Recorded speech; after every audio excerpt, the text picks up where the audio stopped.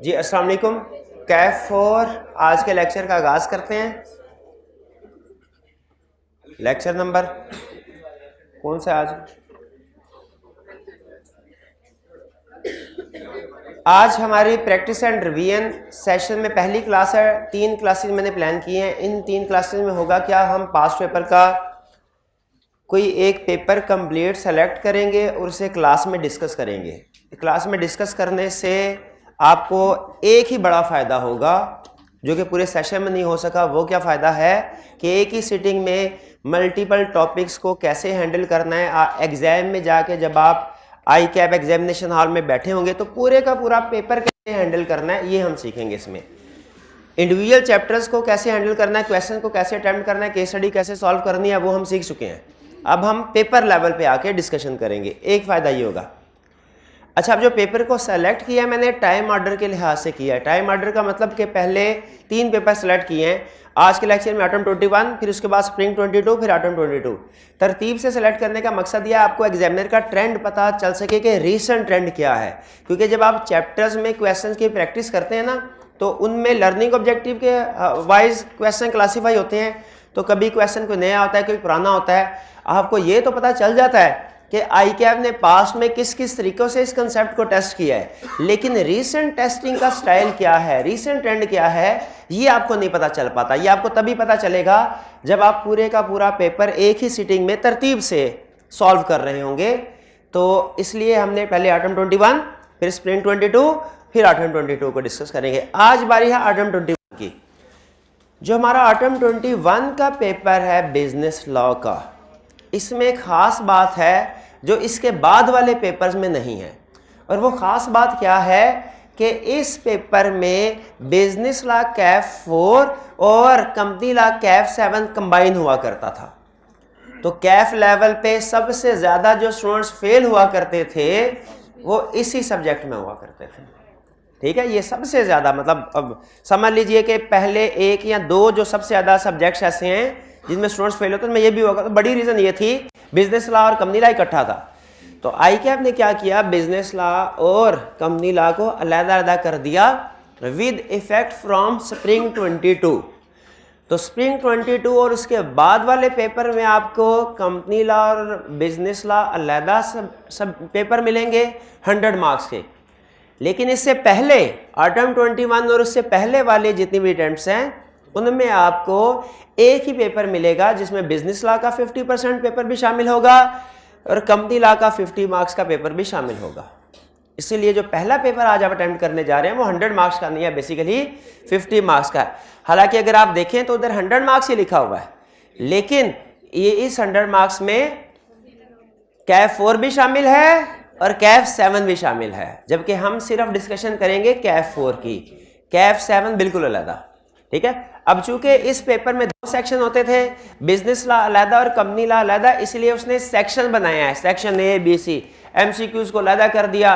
फिर इसके बाद आप देखेंगे बिजनेस लॉ का सेक्शन अलहदा है, कंपनी लॉ का सेक्शन अलहदा है। तो कंपनी लॉ वाला सेक्शन है तो बिल्कुल इग्नोर कर दें, उसके ऊपर क्रॉस कर दें, क्योंकि हम तो कैफ 4 की क्लास में हैं। कैफ 7 की का पेपर तो हम पढ़ ही नहीं रहे इस क्लास में, तो कैफ 7 वाला पोर्शन सारा क्रॉस कर दें। फिर इसके बाद एमसीक्यूज वाले हिस्से में सेक्शन सी सारा आपने उड़ा दिया सेक्शन। फिर इसके बाद सेक्शन ए में एमसीक्यूज नंबर 16 से लेके 30 तक ये भी सारा उड़ा दें। 16 से लेके आधे एमसीक्यूज उड़ा दें, यानी टोटल 30 एमसीक्यूज है ना, तो 16 से लेके 30 तक क्रॉस कर दें। क्यों? ये कंपनी लॉ से रिलेट करते हैं। अब हमारे पास जो पेपर बाकी बचा वो 50 नंबर का है। तो आज की जो हम डिस्कशन करेंगे 50 मार्क्स के साथ करेंगे, लेकिन कल और परसों की क्लास में जो डिस्कशन होगी वो 100 मार्क्स के साथ होगी। क्लियर जी? यहां से आगे चलें। अब देखिए एग्जाम जी, ये कर लिया ना आपने। मैं एग्जाम में बैठा हूँ पेपर देने के लिए, थोड़ा परेशान, थोड़ा घबराया, क्योंकि मुझे पता है कि लेक्चर मैंने सारे लिए हैं। कुछ चैप्टर की केस स्टडी की है, कुछ की नहीं की, और रिवीजन भी कुछ चैप्टर्स किया है, कुछ की नहीं। कुछ कंसेप्ट्स मेरे स्ट्रॉन्ग हैं, कुछ वीक है, लेकिन सिलेबस सारा कवर किया हुआ है। अब पता नहीं क्वेश्चन कौन सा आ रहा है। अब एग्जामिनर डिस्ट्रीब्यूट कर रहा है पेपर, डिस्ट्रीब्यूट करते करते हमारे पास आया, हमारे सामने भी पेपर रखा।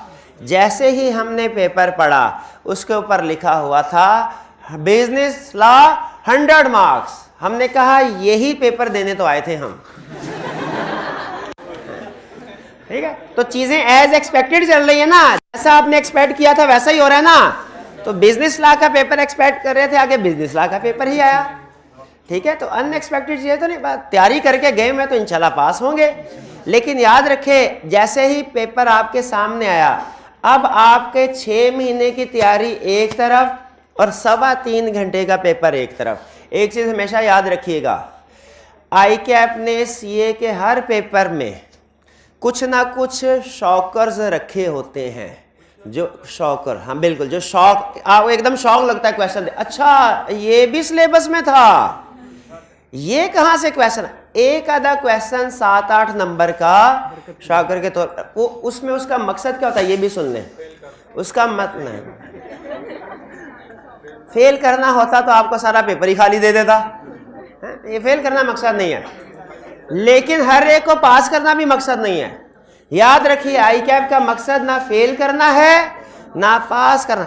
ICAP का मकसद सिर्फ एक है, तैयारी करने वालों और तैयारी ना करने वालों को अलहदा कर दिया जाए। जो CA की तैयारी करता है उस स्टूडेंट को अलहदा कर दिया जाए, और जो BA की तैयारी करता है उसको अलहदा कर दिया जाए, ताकि जो BA वाले रास्ता भूल के CA में आ गए हैं उन्हें सही रास्ता दिखाया जा सके।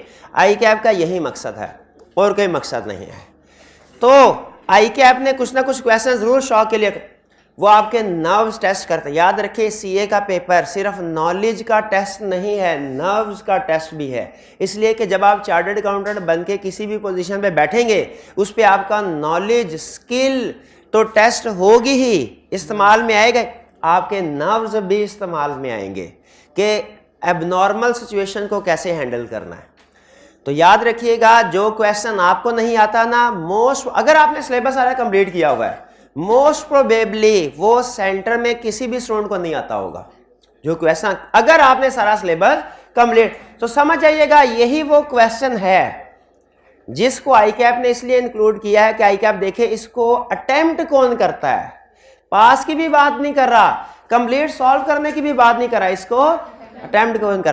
तो पहली चीज ध्यान में रखिए कि पेपर सामने आए, आपने शौक के लिए तैयार रहना है। एक क्वेश्चन में शौक लाजमी आएगा, ला हो ही नहीं सकता, आज तक नहीं हुआ, ना ही आइंदा होगा कि सारे का सारा पेपर आपको आता हो, नहीं हो, ना कभी होगा। ये नोट कर लीजिए मेरी बात।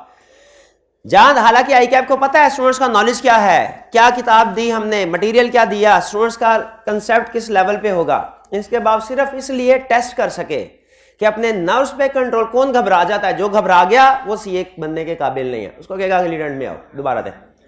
तो आपने अपने नर्व्स को कंट्रोल में रखना है। ऐसे क्वेश्चन को, जो एक क्वेश्चन जरूर होगा, आपने एंड पे करना है। ऐसा क्वेश्चन जैसे ही आए, इसके साथ कोई मार्क कर दे, एंड, ई लिख दे, इसके साथ एंड में करना है। इस क्वेश्चन को शुरू में नहीं छेड़ना, वरना सारा पेपर तबाह हो जाएगा आपका। क्लियर? मैं एग्जाम में बैठता हूं, पेपर मेरे सामने आया, मैंने कहा आंसर शीट किधर है, वो तो दे ही नहीं रहा, भूल गया। क्या उसे कहूं आके आंसर शीट दो? नहीं, क्योंकि 15 मिनट रीडिंग टाइम है। देखिए ऊपर लिखा हुआ है additional reading time 15 minute. 15 minute का इसका मतलब है 15 मिनट मैंने पेपर को रीड करना है, लिखना, राइटिंग टाइम नहीं है। कौन सा टाइम है? Reading time. 15 मिनट में आपके पास सिर्फ क्वेश्चन पेपर होगा, आंसर शीट नहीं होगी। अब पढ़ने के लिए टाइम दे दिया, हमने कहा ठीक है। देखा तो क्वेश्चन थे, अब 100 मार्क्स के होंगे ना, अब जो पेपर आएगा 15 नंबर के MCQs और 85 मार्क्स के क्वेश्चंस होंगे। टोटल बिजनेस लॉ के पेपर में 3 तरह के क्वेश्चंस होंगे, MCQs, रिप्रोडक्शन के क्वेश्चन और केस स्टडीज। रफली बता रहा, अच्छा एग्जैक्टली बता, MCQs एग्जैक्टली 15 नंबर के होंगे, लेकिन जो रिप्रोडक्शन का क्वेश्चन और केस स्टडी है ये रफली एक 35 मार्क के साथ और एक समझ लीजिए एक 40 और एक 45 मार्क्स, इस तरह की एलोकेशन होगी, तकरीबन बराबर बराबर। अब आहिस्ता आहिस्ता थोड़ा सा वो फोकस केस स्टडी के ऊपर करता जा रहा है। तो समझ लीजिए आपके पेपर में 3 तरह के क्वेश्चन, 15 मार्क्स के एमसीक्यूज, उसके बाद 40 मार्क्स के साथ आपसे केस स्टडी पूछेगा, सॉरी रिप्रोडक्शन का क्वेश्चन 40 और 45 मार्क्स के साथ केस स्टडी। 3 तरह के 15 नंबर के एमसीक्यूज, 40 नंबर का थ्योरी रटे वाले क्वेश्चन और 45 नंबर के केस। ये थोड़ा सा 5-10 नंबर आगे पीछे हो सकते हैं केस स्टडी और रिप्रोडक्शन के क्वेश्चन में, ठीक है। एमसीक्यूज एग्जैक्ट 15 ही होंगे, केस स्टडी रिप्रोडक्शन आगे पीछे हो सकता है। सबसे पहले इंस्ट्रक्शंस जो आप पहले भी पढ़ी होंगी फिर से पढ़, ऑल 10 क्वेश्चन सीए के किसी भी पेपर में चॉइस नहीं होती, सीए के किसी भी पेपर में चॉइस नहीं होती, इसलिए कि और नॉर्मली दुनिया की मैंने देखा दूसरी प्रोफेशनल बॉडीज भी होती हैं, उनमें भी नॉर्मली चॉइस नहीं होती, इसलिए कि प्रोफेशनल स्टूडेंट से एक्सपेक्ट किया जाता है ये सिलेक्टिव स्टडी नहीं करेगा। तो सिलेक्टिव स्टडी को डिस्करेज करने के लिए चॉइस नहीं दी। जहां जिस पेपर में चॉइस होगी याद रखिए 100% कंफर्म है सिलेक्टिव स्टडी होगी, इसीलिए चॉइस किसी पेपर में भी नहीं होगी, चाहे आप सीफैप एमएस जिस लेवल में मर्जी पहुंच जाए। फिलहाल ये ट्रेंड है, आगे चल के कुछ चेंज हो जाए तो कह नहीं सकता। Answer in black pen only, काला पेन इस्तेमाल, ब्लू पेन इस्तेमाल नहीं करना, सिर्फ ब्लैक। इसको छोड़, असल में होना होता है स्कैन करके, जो मेरी अंडरस्टैंडिंग, मुझे कंफर्म नहीं है लेकिन मेरी अंडरस्टैंडिंग स्कैन करना होता है और भेजना होता है जो दूर दराज में पेपर चेकर होते हैं उनको। तो अगर ब्लैक के साथ लिखा होगा ना, तो अगर आप कभी फोटो कापियां स्कैन करें ना, नोट करेंगे एक पेज ब्लैक के साथ लिखे, ब्लू के साथ लिखे, दोनों की फोटो कापी कराएं, आपको पता चल जाएगा कि आपने ब्लैक क्यों कहा है, ठीक है। तो ब्लैक पेन के साथ क्या मार्कर यूज कर सकते हैं? यस, मार्कर यूज कर सकते हैं, जरूरत नहीं, लेकिन जरूरत नहीं है, कर सकते हैं, जरूरत, और इससे कोई नंबर एक्स्ट्रा आपको नहीं मिलेंगे। जो ताज़ा एफए करके आए होते हैं वो कहते हैं सर बड़ा खूबसूरत हेडिंग शेडिंग देंगे, इधर कंसेप्ट टेस्ट होता है, ब्यूटिफिकेशन नहीं है, हैं? ब्यूटिफिकेशन करना सीखनी है तो भाई सीए छोड़ एनसीए चले जाओ, लेकिन सीए में कोई फर्क नहीं पड़ता। पूरे सीए में जब मैं स्टूडेंट था, मैं एक पेन, उस वक्त ब्लैक की रिस्ट्रिक्शन नहीं थी, ब्लू पेन चलता था, ब्लू, तो मैं नॉर्मली ब्लू एक पिकासो का, ये पिकासो का, ये नहीं, ये डॉलर का है, पिकासो का बॉल पॉइंट होता था। सीए के सारे पेपर उसी एक बॉल पॉइंट से किए, कोई दूसरा कलर भी इस्तेमाल नहीं किया। हेडिंग वगैरह देनी होती थी उसको अंडरलाइन कर देता, नहीं एक पेन से हो रहा, उसी तरह का पेन, उसी तरह का पेन, हाँ, उसी तरह एक मॉडल का पेन, ठीक है। तो ब्लैक, ब्लू की इजाजत नहीं, मार्कर की जरूरत नहीं, सिर्फ ब्लैक पेन, ठीक है जी। पेंसिल वगैरह भी इस्तेमाल ना करें, नहीं करनी। अहम चीज आगे जो आपके लिए एक पहली अहम इंफॉर्मेशन, ये क्या कह रहा है? Multiple choice question must be answered in answer script only. कह रहा है पागल, पीआरसी पास कर चुके हो, कैफ में आ गए हो, अब वैसा काम नहीं करना जैसा पीआरसी में करते थे। क्या क्वेश्चन के ऊपर ही टिक कर देते थे, वो क्लिक कर देते थे, ऐसा नहीं करना। ये ना हो आप परेशान बैठा भाई के पूछा क्या सर एमसीक्यू सारे किए बड़े अच्छे हुए, लेकिन उसके बाद एग्जामिनर ने क्वेश्चन पेपर लिया ही नहीं, तो सर उसको कैसे पता चलेगा मेरा कौन सा एमसीक्यू ठीक है? बताया था ना पहले क्लास में भी, उसको नहीं पता चल पाएगा। इसीलिए आईकैप क्या कहते हैं, क्वेश्चन के ऊपर ही एमसीक्यू अटेम्प्ट नहीं कर। आंसर इतना तंग आ गया आप लोगों की इस बात से कि आईकैप इंस्ट्रक्शन में लिखने पे मजबूर हो गया, हालांकि कॉमन सेंस की बात है, लेकिन इंस्ट्रक्शन में लिख दिया क्या, multiple choice question must be answered answer script only. Clear जी? अच्छा, करने कब है ये बाद में बताऊंगा, करने किस तरह है वो अभी बता दूं। पेज का स्टार्ट होगा, सफा पलटेंगे, पेज नंबर ऊपर लिखेंगे क्वेश्चन 1। आपको पता है ना हर पेज के ऊपर 3 डब्बे बने होते हैं, ये पता है कि नहीं पता? कैसे पता चला आपको? अच्छा हाँ, टेस्ट दे के, बिल्कुल बिल्कुल बिल्कुल, नहीं ठीक है। तो उसके ऊपर लिखना है 1 का पार्ट ए है तो 1A लिख दें।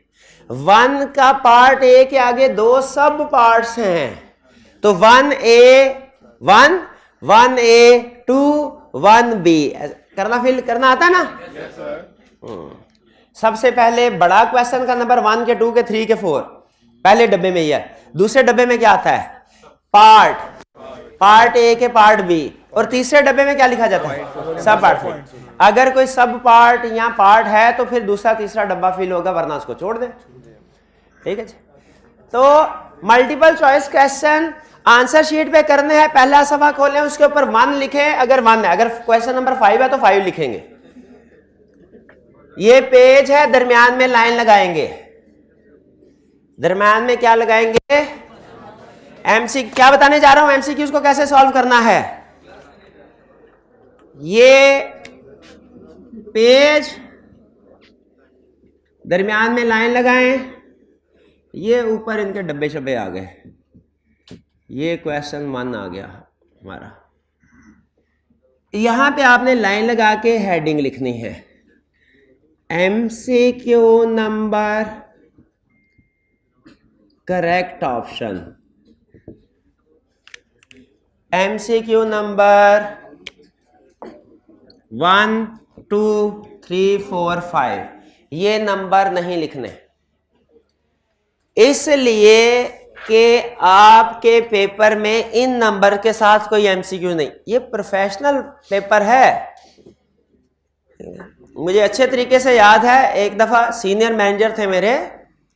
ये कुछ चीज़ें ऐसी हैं, आप जब प्रैक्टिस में जाएंगे फिर ट्रेनिंग में सीखेंगे।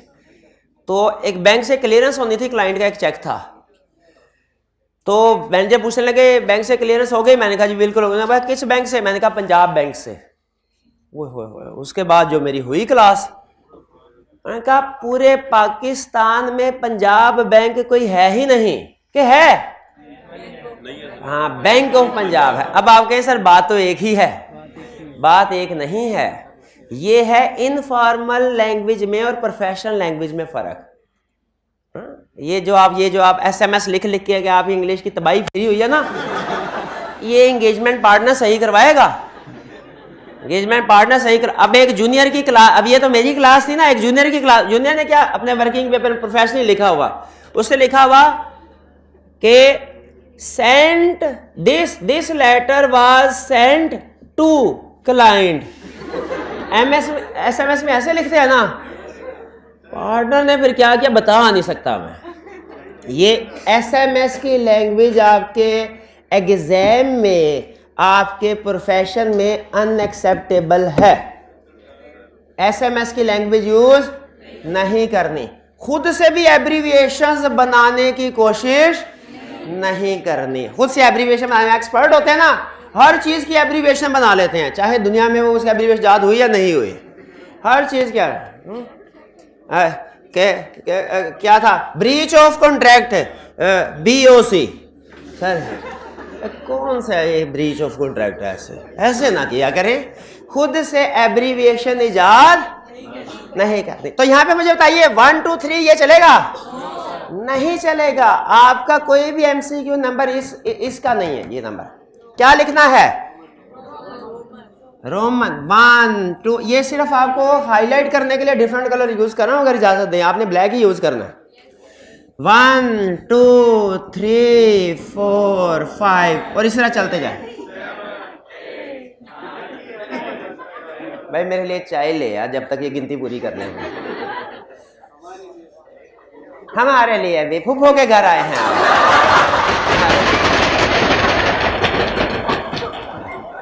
चाय के भाव पता नहीं क्या कुछ मांगेगा फिर। स्लाइस भी दे साथ, अंडा भी दे बना के साथ, थोड़ी करेंगे। अब आगे चले 1 के साथ। यहां पे करेक्ट ऑप्शन क्या है? बी। सिर्फ ऑप्शन नंबर लिखना है, पूरी ऑप्शन नहीं छापनी, सिर्फ option number. Correct option B है तो लिखे बी, डी है तो सिर्फ लिखे डी, ए है तो सिर्फ लिखे ए। फिर ये सही है? खा गए मार। सही नहीं है। आपकी कोई भी ऑप्शन कैपिटल में नहीं है। अरे क्लास करवा लेंगे आप एग्जामिनर से, इसीलिए इसको ऐसे नहीं करना। बी अब खुद सोचे, कॉमन सेंस की बात है ना, जो ऑप्शन नंबर उसने दिया है वही लिखेंगे, अपनी तरफ से उसको चेंज थोड़ी लिखेंगे। सी ए जो भी ब्रैकेट लिखे ना लिखे फर्क कोई नहीं पड़ता, ये ले लिख दिया। याद रखे पूरी की पूरी ऑप्शन नहीं लिखनी, नहीं लिखनी, पूरी की पूरी ऑप्शन सिर्फ करेक्ट। अच्छा ये मैं आपको बता रहा हूं कि आपने एमसीक्यूज को प्रेजेंट कैसे करना है, कब करना है ये भी नहीं बताया, फर्क ज़हन में रखिएगा। प्रेजेंट कैसे करना है, इस तरीके से करना है। चलिए ये तो प्रेजेंट करने का तरीका हो गया। अब वापस आते हैं उसी पॉइंट पे। पेपर हमारे सामने आया, हम आंसर शीट की तरफ देख रहे हैं, एग्जामिनर कह रहा है अभी नहीं, 15 मिनट बाद। हमने कहा 15 मिनट क्या करें, रीडिंग टाइम है। और याद रखिए रीडिंग टाइम में सिर्फ रीडिंग नहीं करनी, वरना रीडिंग टाइम का कोई फायदा नहीं। रीडिंग टाइम में सिर्फ रीडिंग नहीं करनी, कुछ ना कुछ की वर्ड्स नोट कर लेने हैं। फायदा तो तभी होगा ना, वरना तो जो भी कंसेप्ट आपके जहन में है 5 मिनट बाद निकल जाता है, 15 मिनट बाद तो पता भी नहीं चलेगा उसका कि इस क्वेश्चन में क्या करना था। तो हमने क्या करना है, इन 15 मिनट में रीडिंग करके एनालिसिस करना है। क्या करना है, रीडिंग करके एनालिसिस करना है और फर्स्ट ड्राफ्ट बनाना है सॉल्यूशन का। फर्स्ट ड्राफ्ट सॉल्यूशन के फर्स्ट ड्राफ्ट से मुराद है कि आपने सॉल्यूशन में जो चीजें लिखनी है सिर्फ उनको ब्रीफली, वेरी ब्रीफली, एक आधा लफ्ज, बल्कि लफ्ज भी दूर की बात है, एक आधा अल्फाबेट में लिखना है। और याद रखिए कुछ चीजें ऐसी हैं जो आई कैप मना करता है लेकिन सख्ती नहीं करता। कुछ चीजें ऐसी हैं जो आई कैप मना करता है लेकिन सख्ती नहीं करता। उनमें से एक आपको याद होगा शायद, कैलकुलेटर वाली एग्जांपल, पीआरसी लेवल पे कहता था ये मॉडल के कैलकुलेटर की इजाजत है, बाकियों की इजाजत नहीं है। तो कोई इन्विजिलेटर ऐसा होता था वो कह देते थे कि जी चेक करवाएं, लेकिन बहुत से इन्विजिलेटर ऐसे होते जो चेक नहीं करते। ऐसे होता है ना, ठीक है। आप में से कोई स्टूडेंट ऐसा है जिसने आई कैप के अलाउड कैलकुलेटर के, बल्कि यूं पूछ रहे, आपने सबने एएफसी पीआरसी के पेपर दिए होंगे, कितने % स्टूडेंट्स के कैलकुलेटर इन्विजिलेटर ने चेक किए थे पेपर? अच्छा, और कितनों के नहीं चेक किए थे? यानी तकरीबन 60% के कैलकुलेटर चेक किए थे और 40% के चेक नहीं किए थे। अच्छा, तो इसका मतलब इतना strictly hard and fast rule नहीं है। उसी तरह याद रखें कि आई कैप एक और बात कहता है कि पेपर के ऊपर आपने लिखना नहीं है, क्वेश्चन पेपर के ऊपर लिखना। इसकी रीजन सुन ले क्यों नहीं लिखना। वो इसलिए कहीं ऐसा ना हो पेपर के ऊपर आप सारा सॉल्यूशन करके साथ वाले को पास ऑन कर दें। हालांकि जितना साथ वाले की तैयारी, साथ वाले को पता है भाई जितनी मेरी तैयारी इसकी तुझे 2 हाथ पहले। पूरे सीए के कैरियर में मैंने सिर्फ एक दफ़ा, मेरा कंपनी लॉ का पेपर था, एक दफ़ा अपने आगे जो बैठा था स्टूडेंट उससे पूछा था कि इस सवाल का जवाब क्या है, सिर्फ एक दफ़ा, और उसने बताया, घर आके देखा गलत था। फिर शुक्र किया कि उससे पहले नहीं कभी पूछा और ना फिर उसके बाद पूछा। तो ये ज़हन में रखिएगा, एक तो किसी से पूछने की ज़रूरत नहीं है, जो तबाही आपकी फिरी है साथ वाले की भी वही फिरी है, उस पर भी वही हालात है, तो पूछने। लेकिन फिर भी आई कैप ने कहा कि क्वेश्चन पेपर के ऊपर नहीं लिखना। मकसद क्या है? ताकि चीटिंग ना हो सके। हमने भी हत्तुल इम्कान कोशिश यही करनी है कि ना लिख। लेकिन याद रखें रीडिंग टाइम में अगर कुछ ना कुछ नोट ना करें, रीडिंग टाइम वेस्ट हो जाता है। अब आपके पास यहाँ पे 2 ऑप्शंस हैं। पहली ऑप्शन यह है कि रीडिंग टाइम में एमसीक्यूज अटेम्प्ट कर लें, ठीक है, और उसमें जो करेक्ट ऑप्शन हो ना साथ पे आगे करके ABC के डॉट सा लगा ले, हल्का सा डॉट या हल्की सी लाइन लगा ले, सिर्फ आपको पता चल जाए कि ये करेक्ट। एक ऑप्शन ये है। और दूसरी ऑप्शन क्या है कि आप एमसीक्यूज को अभी सॉल्व ना करें, आप पहले दूसरे क्वेश्चन को सॉल्व कर लें जो इजी क्वेश्चन है। एमसीक्यूज जब आंसर शीट आपके पास आएगी तब कर लीजिएगा। अब ये आपकी मर्जी है, दोनों में से जो मर्जी कर लें, ठीक है।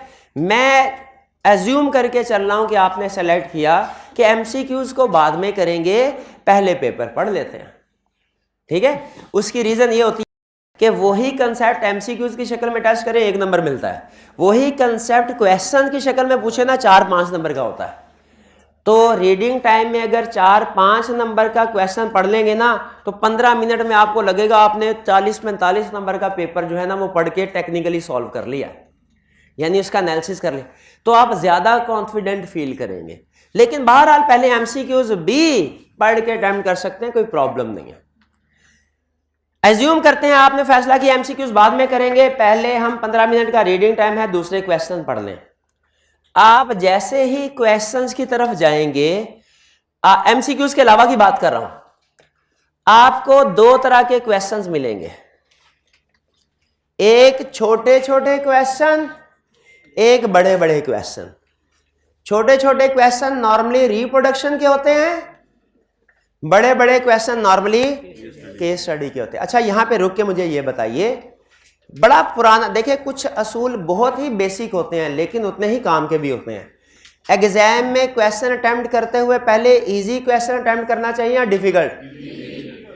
इजी क्वेश्चन हमेशा अटेम्प्ट करें, इजी क्वेश्चन से आपका कॉन्फिडेंस इंक्रीज होता है और आपके माइंड को सोचने का टाइम भी ज्यादा मिल जाता है। इजी क्वेश्चन करते हुए जो डिफिकल्ट कंसेप्ट टेस्ट हुए होते हैं ना उनके बारे में माइंड को सोचने का टाइम भी ज्यादा मिल जाता है, इसलिए पहले इजी क्वेश्चन। तो हम अब क्या कर रहे हैं, रीडिंग टाइम में एमसीक्यूज के अलावा इजी क्वेश्चंस को ढूंढ रहे हैं। मुझे पता चला क्वेश्चन 2 इजी है, ठीक है, इजी है, छोटा सा क्वेश्चन है ना, मैंने रीडिंग टाइम में इसको पढ़ लिया, पढ़ लिया इसको। कह रहा है briefly describe process of legislation in case of a bill which has been passed by national assembly but rejected by senate. अहम लफ्ज क्या है? बिल, फिर इसके बाद रिजेक्टेड बाय सेनेट। इसको अंडरलाइन कर ले, अंडरलाइन करने पे कोई पाबंदी नहीं है, चाहे सारा पेपर अंडरलाइन कर ले, अंडरलाइन करने पे कोई पाबंदी नहीं है, टिक शिक लगाने पे कोई पाबंदी नहीं। लेकिन एमसीक्यूज पे टिक ना लगाएं, हाइलाइटर नहीं लेके जाना, ठीक है, सिंपल पेन से काम। तो हमने अहम चीजें कर ली, लिख ली। अच्छा अब बताइए जरा इस क्वेश्चन को सॉल्व कर लेते हैं। बताइए जब बिल नेशनल असेंबली ने पास किया, सेनेट ने रिजेक्ट किया, क्या होगा? नेशनल असेंबली की रिक्वेस्ट में जॉइंट सीटिंग बैठेगी, जॉइंट सीटिंग ने अगर रिजेक्ट कर दिया तो टोटल रिजेक्ट, जॉइंट सीटिंग ने पास कर दिया तो प्रेसिडेंट के पास जाएगा जिसने 10 दिन के अंदर इसको प्रूव करना है, प्रूव करेगा तो एक्ट बन जाएगा। बे क्लियर ये बात? अच्छा यहां पे अगर तो ये कंसेप्ट आपको पक्का है, ठीक है, याद आ गया तो अच्छी बात, वरना क्वेश्चन में कोई ना कोई इसके आगे ऐसा लफ्ज लिख लें जिससे आपको इसका स्टार्टिंग पॉइंट मिल जाए। सिर्फ देखें डोर का एक सिरा मिल जाए ना तो बाकी सारी डोर लपेटना आसान होता है।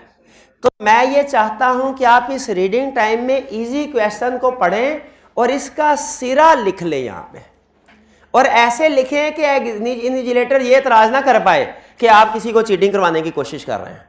आपके सर ऐसा लफ्ज लिखा है जो किसी को समझ ही नहीं आना, हाँ राइट है। तो यहां पे क्या लफ्ज लिखे हैं? Has been passed but rejected by senate. तो यहां पे जॉइंट सीटिंग, तो मैं यहां पे जेएस लिख दूंगा, जेएस। अब मुझे पता चल गया जॉइंट सीटिंग है और उससे आगे क्वेश्चन मैंने सारा पता चल गया ना, ये लिख दें, फिर आगे चलें। अब इसमें याद रखिए जब आप दोबारा आएंगे ना आपको इसके ऊपर सोचना नहीं पड़ेगा, बल्कि हो सकता है आपके माइंड के ना कुछ चीजें हमारे, एक होता है कॉन्शियस, एक होता है सबकॉन्शियस।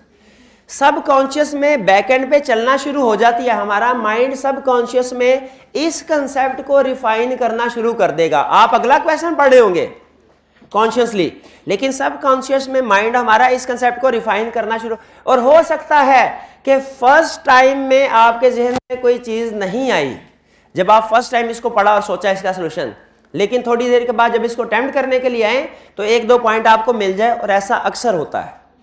कि एक कंसेप्ट को अभी फौरी तौर पे सोचा तो थोड़ी चीज़ें जहन में आई, थोड़ा 1-2 मिनट मजीद लगाए, बाद में कोई ना कोई नई चीज़ें आ जाती हैं। तो स्टेप में पेपर में भी इसी तरह होगा इंशाल्लाह। आपने क्या किया, रीडिंग टाइम पेपर मिला, रीडिंग टाइम में एमसीक्यूज को आपने साइड पे कर दिया, पहले इजी क्वेश्चन ढूंढे और इजी क्वेश्चन के साथ डोर का सिरा लिख दिया।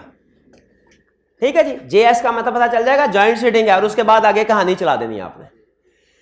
फिर इसके बाद क्वेश्चन 3 ए और बी 2 पार्ट्स हैं। पहले देख लें दोनों इंटरलिंक्ड तो नहीं है। कुछ केस स्टडी में पार्ट इंटरलिंक्ड होते हैं कि ए में बताइए क्या होगा, फिर बी में कहता है अगर इन अबाव सिचुएशन ये इस तरह नहीं बल्कि इस तरह हो जाए तो क्या होगा। अगर इंटरलिंक्ड है तो फिर इसका मतलब दोनों पार्ट्स की केस स्टडी है, दोनों को छोड़ दें। यहां पे मुझे बताइए क्या ये दोनों पार्ट इंटरलिंक्ड है? नहीं है। एक को आपने सेलेक्ट कर, रीडिंग टाइम चल रहा है, ध्यान में रखिएगा, एक को सेलेक्ट करना, एक को नहीं करना। किसको करेंगे? ए को। बी को पढ़ना भी नहीं है, बी को पढ़, बस ये समझ लें केस स्टडी है, पढ़ना भी नहीं। Explain 5 rules regarding performance of reciprocal promises under the provisions of contract act. इसमें सबसे अहम लफ्ज क्या है? रेसिप्रोकल प्रॉमिस, उसको अंडरलाइन कर दिया। अब थोड़ा सा सोच लें, ये कौन से वाला कंसेप्ट था रेसिप्रोकल प्रॉमिसेस वाला? ऑर्डर फिक्स्ड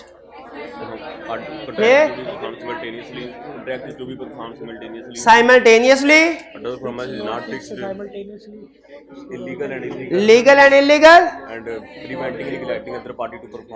हाँ। अब देखिए मैंने क्या किया, मैंने सिंपल इसके साथ लिख दिया एस मतलब साइमल्टेनियसली, एफ मीन्स फिक्स्ड, फिर इसके बाद लीगल इलीगल, एल लिख दिया, फिर इसके बाद an order not fixed, N, और फिर पी प्रिवेंट। पूरा लफ्ज भी नहीं लिखा, पूरा लफ्ज क्यों नहीं लिखा? कहीं वो हम पे ये इल्जाम ना लगा दे कि भाई नकल करवा रहे हो। सिर्फ पहला। और अब आप खुद मुझे बताइए, जब आप दोबारा इस क्वेश्चन पे आएंगे तो क्या आपको सोचने की जरूरत पड़ेगी?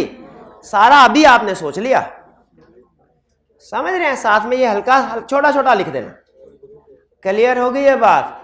ये जब ये आपका तकरीबन आधा घंटा लेगा, 30 मिनट से लेके 40-45 मिनट तक, और आप पूरे पेपर को टेक्निकली नॉकआउट कर चुके होंगे। आपको हर केस स्टडी उसका आपने अब सिर्फ उसको प्रेजेंट करना होगा। भाई ये क्लियर हो गया?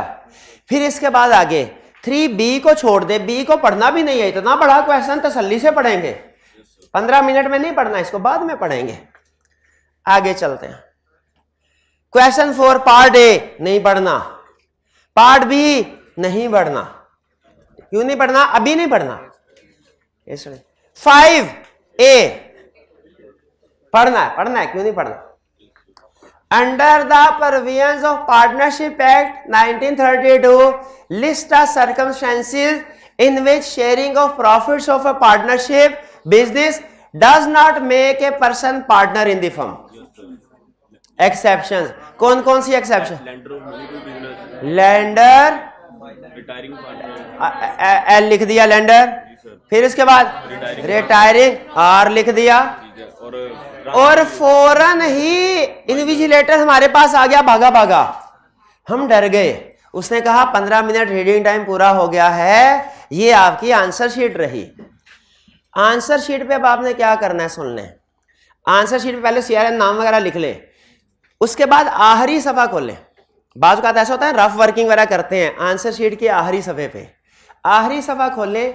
जो पेपर में जिस क्वेश्चन के साथ आपने जो हिंट्स लिखे हैं ना, हिंट्स, उसे क्वेश्चन पेपर से उठा के आंसर शीट पे लिख दे, क्वेश्चन नंबर 1। और रफ सा लिखना है, ये रफ वर्किंग है आपके लिए, एग्जामिनर के लिए नहीं है। और पेपर पे जो हिंट है उनको क्रॉस मार दे, ताकि एग्जामिनर आके आपको कुछ कह ना सके।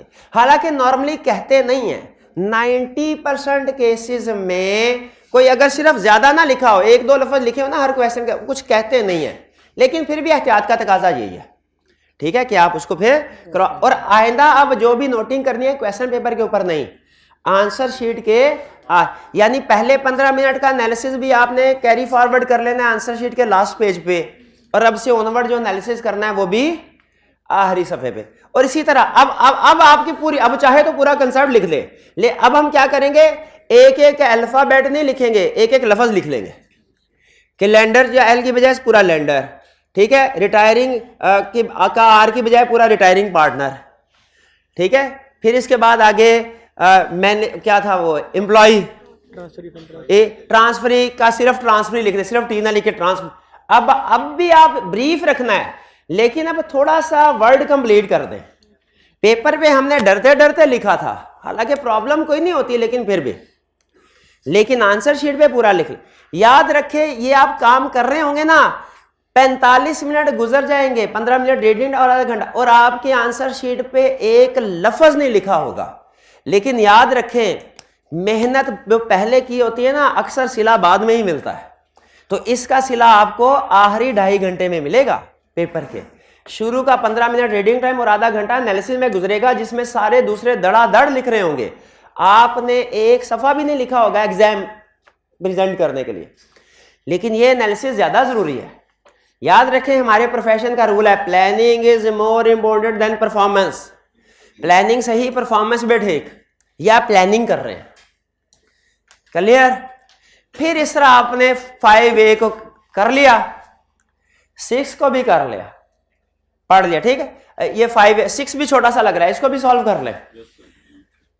Bilal owes ₹900,000 towards Saad and undertakes to endorse a promissory note in his favor in order to settle the debt. promissory note देना चाहता है। अच्छा, मुझे लग रहा है ये फॉर्मेट पूछेगा, मुझे लग रहा है आगे के under the negotiable instrument at 18 explain to Saad the essentials of valid endorsement as he wants to ensure that promissory note is properly endorsed. ये तो उससे भी आसान पूछ लिया। Essentials तो क्या essentials हैं?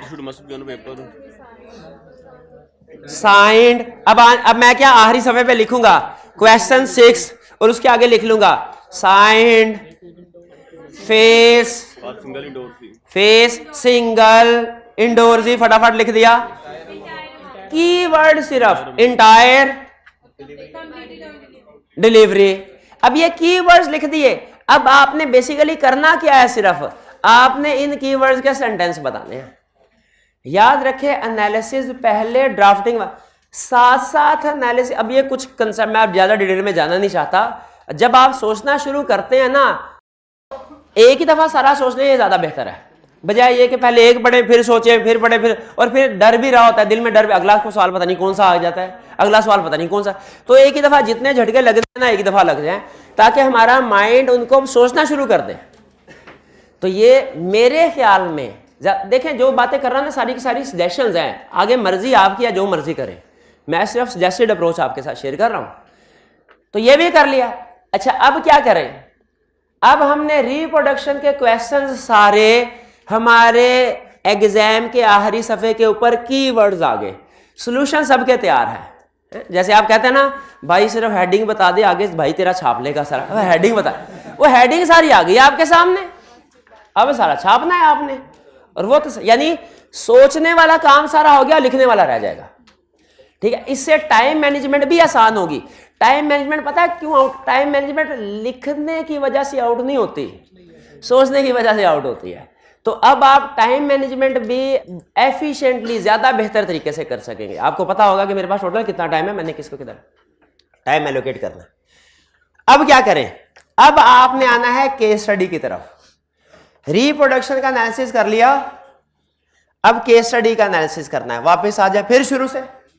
अच्छा हाँ, एक चीज और, जब आप लिख रहे होंगे ना ये सारा एनालिसिस करने के बाद, जिस जिस क्वेश्चन को आप लिख लें, कंप्लीट कर लें, उसको आपने क्रॉस जरूर लगा देना है या टिक जरूर लगा देना है, ठीक है, ताकि आपके पास चेक लिस्ट बनती जाए कौन कौन सा क्वेश्चन कर लिया है।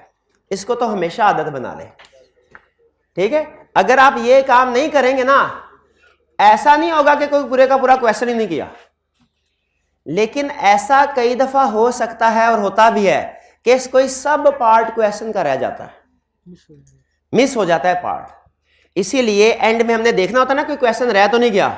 अगर पेपर आधा घंटा पहले खत्म हो जाए तो क्या फौरन घर चले जाना चाहिए? भाई 6 महीने की मेहनत है, घर वाले कौन सा इंतजार कर रहे हैं आपका? घर वाले तो शुक्र कर रहे हैं, शुक्र कर रहे हैं 3 घंटे 3.25 घंटे जान छूटी, तो घर नहीं जा जल्द, बल्कि जब देखना है एक दफा रीचेक करना है सारे क्वेश्चन कर लिए कि नहीं कर लिए, उस वक्त चेकलिस्ट बनाई होगी तो आपके काम आएगी। तो आपने ये चेकलिस्ट बना ली। अच्छा, एक और क्वेश्चन मेरे ज़हन में आ गया, जैसे जैसे पॉइंट्स आ रहे हैं मैं आपके साथ शेयर कर रहा हूं। क्वेश्चन 2 पहले करना है कि क्वेश्चन 8? एग्जाम में कोई पाबंदी नहीं है, जो भी आता हो, ठीक है।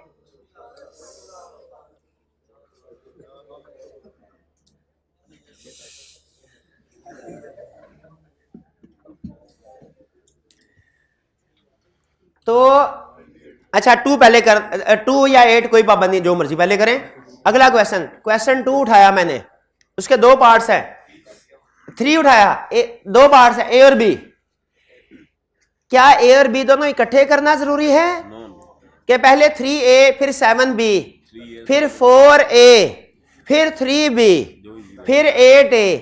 इस तरह भी चला जा सकता है, इस तरह भी चला जा सकता है, लेकिन रिकमेंडेड अप्रोच सुन लें, क्वेश्चन रैंडमली उठा लें, कोई हर्ज नहीं है।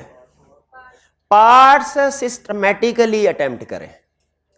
अगर आपको लगता है कि 3A और B है, A मुझे आता है B नहीं आता, एंड में अटेम्प्ट करना है, तो बजाय ये कि 3A के आगे फिर 4C शुरू कर दें, 3A के आगे 3B सफा लिख दें, आपको मार्क्स देख के अंदाजा तो हो जाएगा कि ये एक सफा लेगा कि 2। तो अंदाजन थोड़ा सा ज्यादा मार्जिन रखे आप एलोकेट कर लें और सफा छोड़ दें। अगर आपको लगता है 2 सफे 2 सफे छोड़ दें, बाद में एक सफे पे क्वेश्चन कंप्लीट हो भी जाए, दूसरे सफे को क्रॉस कर दे, सिंपल। एक सफे को क्रॉस करने से सफा ही क्रॉस होगा, पूरा पेपर क्रॉस नहीं होगा, ठीक है। तो जगह तो क्वेश्चंस रैंडमली सेलेक्ट कर सकते हैं, लेकिन पार्ट्स सिस्टमैटिकली अटेम्प्ट करने चाहिए। अगर कोई पार्ट अभी अटेम्प्ट नहीं करना, उसकी जगह छोड़ दे, क्लियर। और हर पार्ट भी नए पेज से स्टार्ट करना है, हर क्वेश्चन तो नए पेज से स्टार्ट करना ही करना है, हर पार्ट भी नए पेज से स्टार्ट कर। और यही वक्त है आई कैप से इंतकाम लेने का। आई कैप ने आपको, आपके दोस्त को, आपको नहीं, आपके दोस्त को जो पिछली अटेम्प्ट में फेल किया था, उसका इंतकाम क्या 2 लाइंस भी आपने लिख दिया ना, एक पार्ट का आंसर सिर्फ 2 लाइंस में है, उधर ही छोड़ दो, आई कैप के सफे जाया होने दे। आई कैप के बारे में स्टूडेंट कहते हैं सर अगर 2 लाइन में आंसर कंप्लीट हो जाए, क्या फिर भी अगला पार्ट फ्रेश पेज से करना है? यस। अब पेपर जाया हो जाएगा तो होने दें, वो आई कैप जिंदगियां बर्बाद कर रहा है आप लोगों की, तो आप उसका पेपर क्यों ना तबाह करें, कर दें। वैसे आई कैप नहीं करता। अच्छा, मैं यहाँ पे आई कैप का रिप्रेजेंटेटिव नहीं हूँ। हाँ, अगर आई कैप इस तरफ और आप इस तरफ स्टूडेंट होंगे ना, तो इंशाल्लाह आपका भाई इस तरफ आपके साथ ही होगा। लेकिन जो चीज फैक्ट है ना, वो फैक्ट है। और फैक्ट क्या है? हाँ, दोनों मिलके आई कैप से मार खाएंगे। जो फेल होते हैं, मेरा ये तजर्बा है, जो स्टूडेंट रेगुलरली पढ़ता है, डेली चार्टर्ड अकाउंटेंट बन के रहेगा इंशाल्लाह। अगर लगा रहे, अप डाउन आएगा, फेल होगा स्टूडेंट, लेकिन जो अपनी समझ लीजिए सारा जितना सीए के स्टूडेंट लाइफ का, टीचिंग लाइफ का एक्सपीरियंस है ना, अभी वो आपके सामने रख रहा हूं कि जो स्टूडेंट्स डेली पढ़ता रहा कंसिस्टेंटली, डेली, ये नहीं कभी पढ़ लिया कभी नहीं पढ़ा, डेली पढ़ता रहा, सिलेबस सारा कंप्लीट किया, जिसमें ये 2 बातें हो, इंशाल्लाह चार्टर्ड अकाउंटेंट एक ना एक दिन जरूर बनेगा। दरमियान में फेल भी होगा, ये भी ध्यान में रखें, लेकिन अगली दफा पास हो जाएगा इंशाल्लाह। और जो कभी कभार जो कहेगा सी और बीए में सिर्फ थोड़ा सा फर्क है बी और सी का, उसको वो फिर मुश्किल है उसका। मैंने नहीं देखा अपनी जिंदगी, मैंने ये तो देखा है कि बाज़ औक़ात ज़्यादा ना पढ़ने वाले स्टूडेंट भी चार्टर्ड अकाउंटेंट बन जाते हैं, ये मैंने देखा है। लेकिन ये मैंने कभी नहीं देखा कि पढ़ने वाला स्टूडेंट हो और वो चार्टर्ड अकाउंटेंट ना बनाओ। अच्छा, मैं ये नहीं कह रहा कि पढ़ने वाला स्टूडेंट और फेल ना हुआ हो, वो हो जाते हैं, लेकिन चार्टर्ड अकाउंटेंट ना बना हो मैंने नहीं देखा। तो इसलिए मेहनत करते रहें, सिलेक्टिव स्टडी ना करें, रोज मेहनत करें, सिलेक्टिव स्टडी ना करें, इंशाल्लाह चार्टर्ड अकाउंटेंट बनेंगे आप। ठीक है, बस छोड़ना नहीं है। बाज़ बात होता है एक दो टाइम से फेल होते, कहते सर मैं तो सारी जिंदगी फेल नहीं हुआ था। ठीक है, तो इधर फेल है मैं छोड़ रहा हूं, छोड़ दिया तो फिर पिछली सारी मेहनत जाया। लेकिन लगे रहेंगे तो इंशाल्लाह पास हो जाएंगे, लेकिन मेहनत से लगे रहना, मेहनत के साथ। बहरहाल तो सब पार्ट्स आप सिस्टमेटिकली क्वेश्चन रैंडमली सिलेक्ट कर सकते हैं। ये बात समझ आ गई। चलिए अब वन बाय वन हमने सारे रिप्रोडक्शन वाले क्वेश्चन को तो डील कर लिया। अब केस स्टडी आ गई। केस स्टडी को आपने पढ़ना है।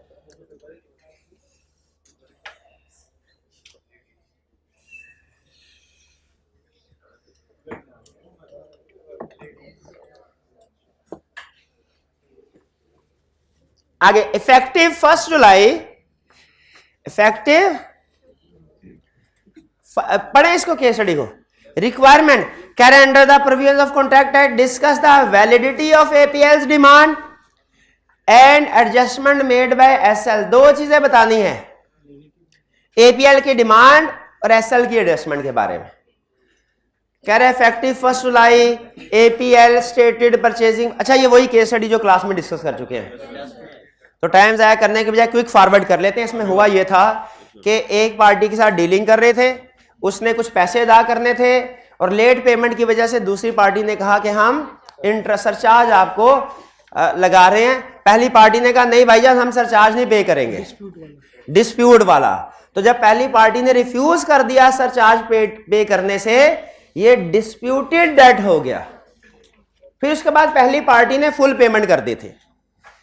ठीक है, तो कह रहा है अब एंड में क्या हुआ कि in August 20 APL came to know that SL, जो हमने पेमेंट भेजी थी कंपनी ने, एसएल ने उसमें से लेट पेमेंट सरचार्ज को एडजस्ट कर लिया है और बाकी कॉस्ट ऑफ फ्यूल में एडजस्ट किया है। एपीएल कह रहा है कि एसएल को पेमेंट को कॉस्ट के अगेंस्ट में एडजस्ट करना चाहिए, सरचार्ज के अगेंस्ट में नहीं। यानी एपीएल कह रहा है कि जो प्रिंसिपल अमाउंट है वो एडजस्ट करें, जबकि एसएल ने इंटरेस्ट को भी एडजस्ट कर लिया। अगर तो अनडिस्प्यूटेड होना तो फिर इंटरेस्ट पहले एडजस्ट होता है, लेकिन ये सरचार्ज था, ये चूंकि डिस्प्यूटेड है ये नहीं हो सकता। तो यहां आपने सारा केस पढ़ लिया ना, सारे फैक्ट। अब आपने क्या करना है, इसके साथ validity of APL demand underline करके अपने आखिरी सफे पे चले जाएं और फिर लिख दें एपीएल की डिमांड जस्टिफाइड है कि नहीं है, इधर लिख दें यस, और आगे रीजन क्यों वैलिड है, कि डिस्प्यूटेड है, आगे लिख ले डिस्प्यूटेड डेट। ये 3 लफ्ज लिखे, आपका केस सॉल्व हो गया। यस और फिर क्या लिख लें, डिस्प्यूटेड डेट। 3 लफ्ज लिखने से केस सॉल्व हो गया। फिर इसके बाद एडजस्टमेंट मेड बाय एसएल, क्या एसएल की एडजस्टमेंट ठीक है, नो, ठीक है, यहां पे नो लिख दें। ये 2 रिक्वायरमेंट्स हैं। इसी तरह बाकी की केस स्टडीज को भी पढ़ के सिर्फ कीवर्ड्स वैलिड या नॉट वैलिड और आगे रीजन लिख दें। क्लियर हो गया। ये सारा पेपर गो थ्रू करने में आपको 30 से 45 मिनट के दरमियान टाइम लगे, कर ले। अब इसके बाद वापस आए, अब ड्राफ्टिंग की तरफ आना है। अब याद रखिएगा 30 से 45 मिनट गुजर चुके हैं, आपका पेपर स्टार्ट हुए और आपने एक सफा भी अभी तक नहीं लिखा। अब टाइम आ गया। और आप याद रखिए, अगर आप ये इस बातों पे अमल कर लेते हैं तो पूरे सेंटर में सबसे कंफर्टेबल पोजीशन में आप बैठे होंगे, क्योंकि अब आपको फर्दर एनालिसिस कोई नहीं करना। हाँ, एहतियातन एक दफा क्वेश्चन को दोबारा पढ़ लेंगे, कहीं कोई छुपी हुई इंफॉर्मेशन सामने आ जाए तो आ जाए, वरना अब आपको पता है कि अब आपने सिर्फ हेडिंग्स उठा के उनको एक्सप्लेन करना है। अब वापस आ जाए एमसीक्यूज की तरफ। अब उसी तरह एमसीक्यूज को पढ़ना है आपने, उधर निशान नहीं लगाना ऊपर, बल्कि क्या करना है, सॉल्व करते जाना है। एमसीक्यूज को पढ़ेंगे, करेक्ट ऑप्शन लिखें, एमसीक्यू पढ़े, करेक्ट ऑप्शन लिखें।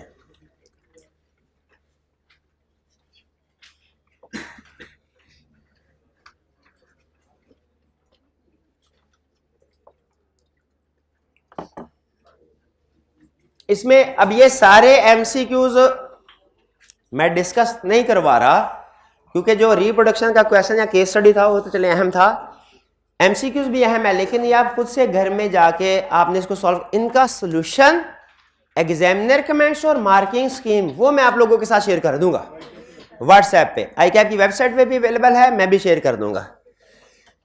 ये आपने एक दफा अटेम्प्ट जरूर, आज घर जाके आपने ये 50 नंबर का पेपर एक सिटिंग में अटेम्प्ट जरूर करना है, ताकि आपको आदत पड़े एक सिटिंग में पूरा पेपर सॉल्व, ये लाजमी करना है आपने। तो इसके बाद MCQ अटेम्प्ट कर लिया, अब ये परफॉर्मेंस का प्लानिंग सारी हो गई, अब परफॉर्मेंस का टाइम आया। MCQs में भी कोशिश करें इजी वाले MCQs को पहले कर लें, सारे MCQs डिफिकल्ट नहीं होते, चीजें हैं कुछ डिफिकल्ट, जो छोटे छोटे MCQs हैं वो पहले कर लें, बड़ा छोड़ दें, इसको अटेम्प्ट कर लें, इसको छोड़ दें, इसको अटेम्प्ट कर लें, जो आप चाहे तो तरतीब से भी कर सकते हैं, लेकिन बेहतर है कि छोटे छोटे क्वेश्चंस पहले कर लेंगे, कॉन्फिडेंस इंप्रूव होगा। अच्छा मुझे बताइए, यहां पे मैंने ऑप्शन लिखा थर्ड की C, कुछ देर बाद मुझे ख्याल है ये तो ऑप्शन B होनी चाहिए, मैं क्या करूं, इसको क्रॉस कर दें, सिंपल क्रॉस कर दें, ओवर राइटिंग की कोई प्रॉब्लम, लेकिन कोशिश करना है कि ना हो MCQs में, लेकिन अगर बाद में एक दो MCQs में बाजू का जहन में आ भी जाता है कि इसका जो आप ये नहीं है, ऐसे क्रॉस करना है, इसके आगे लिख ले D। साइंसदान नहीं बनना, साइंसदान क्या है, ये D, ये तो B होना चाहिए था,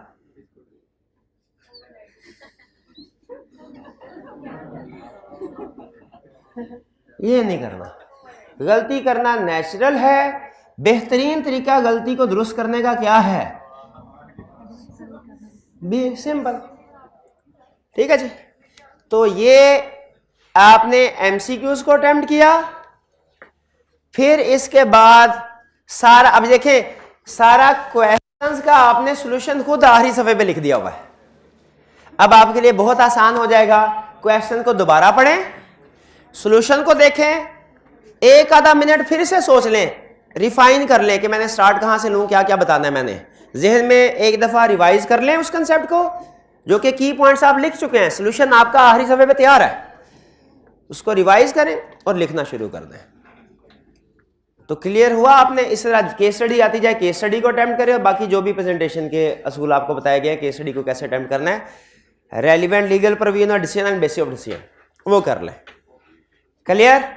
तो आज के लेक्चर में आपको सबसे अहम चीज जो मैं सिखाने की कोशिश की वो ये है कि पेपर को आते ही अटेम्प्ट करना नहीं शुरू कर देना, अपने टोटल टाइम के दो हिस्से करें, एक प्लानिंग एनालिसिस प्लानिंग वाला और एक परफॉर्मेंस वाला, ठीक है। ये जो आपका एनालिसिस वाला टाइम है ये तकरीबन 45 मिनट टोटल ले लेगा, 15 मिनट रीडिंग टाइम और 30 मिनट आपका पेपर का टाइम, लेकिन ये 45 मिनट आपके 2.5 घंटे की परफॉर्मेंस को इम्प्रूव करेंगे, ठीक है। अब आपने इसकी प्रैक्टिस करनी है। प्रैक्टिस कैसे करेंगे? आज घर जाके 50 नंबर का पेपर आपने इसी तरीके से अटेम्प्ट करना है, करेंगे जी? चलिए, अच्छा इसमें एमसीक्यूज में हो सकता है कोई ऐसा क्वेश्चन आ जाए जो अब हमारे सिलेबस में नहीं है, जैसे मैंने आपको बताया कि ये जिस अटेम्प्ट का क्वेश्चन है ना उस वक्त सिलेबस या डिफरेंट होता था पैटर्न, तो मे भी कोई एक आधा एमसीक्यू या एक आधा क्वेश्चन आ जाए जो हमारे अब सिलेबस में 10 वाला या कोई सा भी जो सिलेबस में नहीं है तो उसको छोड़ दीजिएगा। अच्छा ये केस स्टडी बाकी और कोई क्वेश्चन पूछना चाहते हो तो पूछ लें।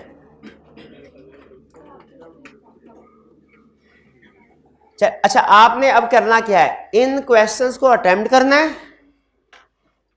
आज, और ये मैं बता रहा हूं इस सारी डिस्कशन का कोई फायदा नहीं जब तक आपने इसके ऊपर अमल ना किया,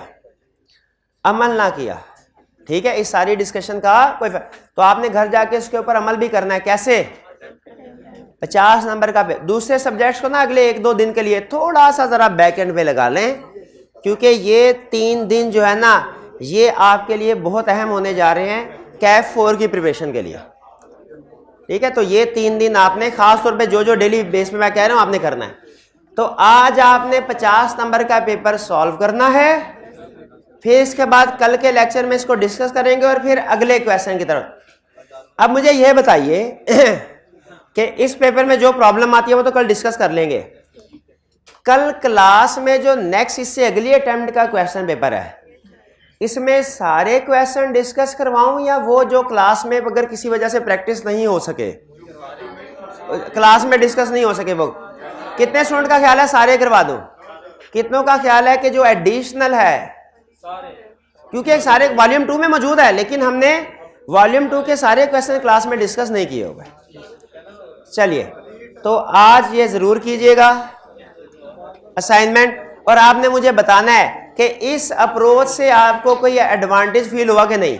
और टाइम रख के घर वालों से कह देना कि मेरा पेपर स्टार्ट होने वाला है, अब आगे 1 घंटा और 37.5 मिनट मुझे कोई डिस्टर्ब ना करे, ठीक है जी। फिर उसके बाद एक ही सीटिंग में, और याद रखें ऐसे नहीं करना तो एक क्वेश्चन अभी किया फिर इधर चाय शाय पीने चले गए घूम फिर के, नहीं, जैसे एग्जाम में बैठे होंगे उसी तरीके से आपने पूरे 1 घंटा 7.5 मिनट आपका रीडिंग टाइम होगा क्योंकि 50 मिनट का पेपर है ये, और 1.5 घंटे में आपने इस सारे पेपर को अटेम्प्ट करना है। करेंगे जी इसी अप्रोच को। अगर इसमें कोई प्रॉब्लम आती है अप्रोच में तो आपने कल मेरे से पूछ लेना है। क्लियर जी। आज का लेक्चर यहाँ पे खत्म करते हैं हम। अल्लाह हाफिज।